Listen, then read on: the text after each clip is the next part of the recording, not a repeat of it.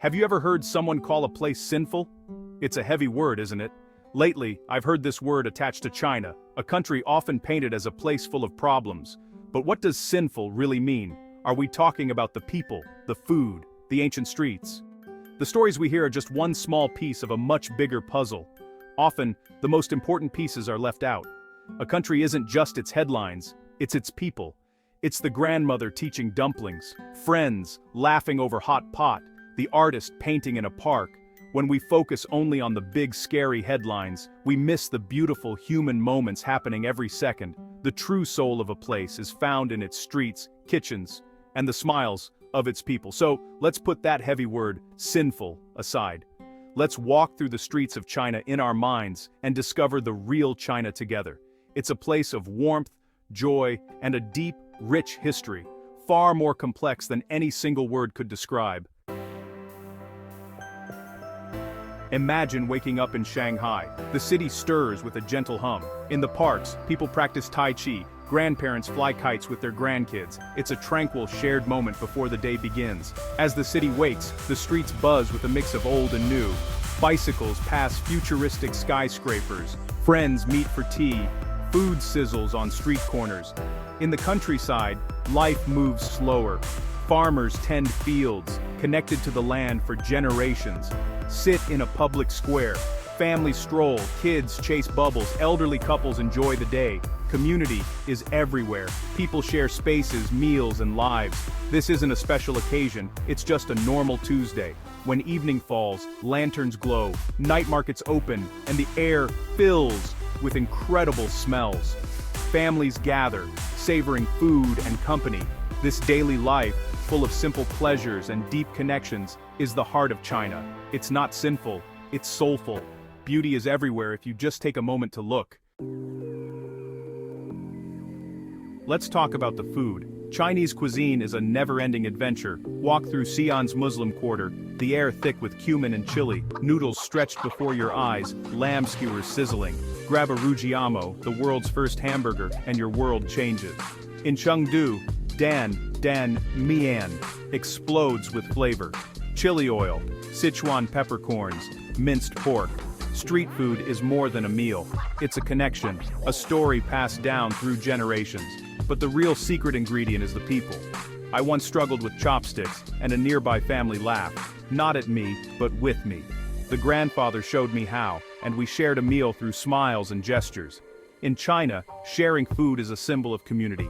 Dishes for the table, everyone shares. The spirit of generosity extends beyond the dinner table.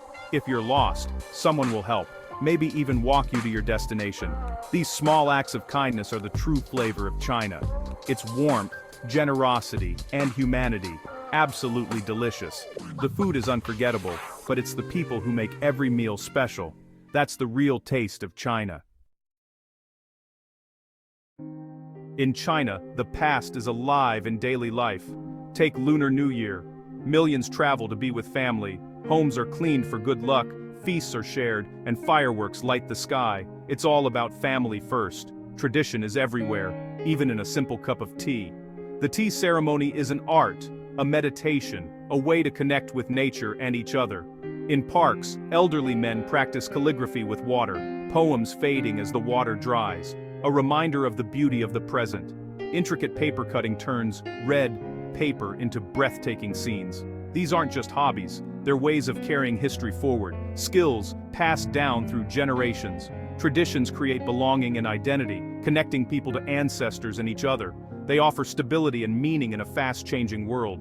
Witnessing these moments, you feel deep respect for a culture that values patience, beauty, and connection. These traditions are the heartbeat of the present, and they are profoundly beautiful. When you don't speak the language, you rely on smiles and gestures, the universal language of kindness. In China, this language is everywhere. I've gotten lost countless times, and every time a stranger helped me, not with annoyance, but genuine care. Once a shopkeeper closed her store to walk me to my destination, refusing any reward. This selfless generosity isn't rare, it happens again and again. It's people helping people, no strings attached. I've been invited to share meals with families who treated me as a guest, not a tourist. We communicated with laughter and gestures, sharing food and stories. These experiences break down walls and show how much more connects us than divides us. The news tells one story, but a shared meal tells another. The real story of a country is written in these small, everyday acts. In China, I've found warmth, hospitality, and a fundamental goodness. Kindness truly is a universal language. It's easy to believe what we see in headlines and clips, but what if that picture is incomplete? Imagine if people only saw your hometown's problems. What would they miss? The friendly barista, kids laughing, your favorite dish, the heart of your home. A country is no different. Millions of stories, moments of joy and kindness that never make the news. I'm asking you to be curious, to keep an open mind and heart. The world is big, complicated, and beautiful. The only way to truly understand it is to see it for yourself, or seek out stories of connection, not just conflict. Look for the family sharing a meal, the stranger offering help, the artist creating beauty. These stories are just as true, and far more important. It's not about ignoring problems, but not letting them be all we see. When we look for the good, we learn about others, and ourselves. The world is less scary, and far more hopeful than we think. So, is China the most sinful country? Absolutely not. A country isn't a headline or a debate. It's people. It's the taste of soup dumplings, the sound of a guzheng, the awe of the Great Wall, the warmth of a stranger's smile. If my travels have taught me anything, it's this. Go and see for yourself. Get lost in Beijing's hutongs. Eat your way through Guangzhou's markets. Hike Yunnan's rice terraces. Meet the people. Let them surprise you with kindness and stories. If you can't go, travel with your mind. Watch, read, and seek out the beauty. Choose to fill your mind with the human stories that connect us. Every country has problems, but every country has a soul. The world is a book. Don't read just one page. Be open, be curious, be brave. Go say hello to the world, and maybe start with the real China. Find the food, the fun, the family, and the friends waiting there. You won't be disappointed. You might even find a piece of your own heart. What are you waiting for? An adventure is calling.